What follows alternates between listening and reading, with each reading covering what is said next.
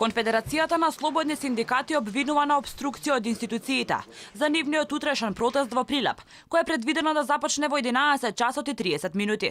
Председателот на КСС, Благоје Ралповски, вели дека во некои јавни установи токму утре се организираат некакви обуки, каде присуството е задолжително. Имаме само обструкција од страна на државните органи.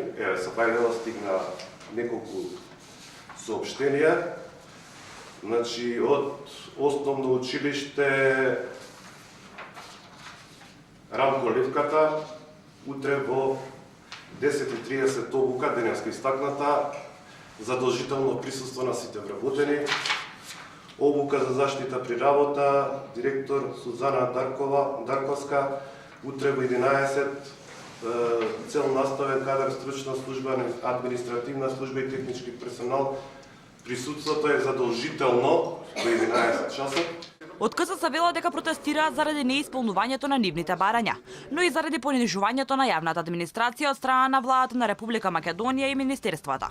Тие велат владата е глува на нивните барања и дека средба со надлежните лица воопшто не остварила, па констатираа дека социјалниот диалог во Македонија е како што велат мртов. Ралповски ги повтори барањата на синдикалците: зголемување на платите во јавниот сектор, усогласено со минималната плата и исплата на К15 во јавниот сектор.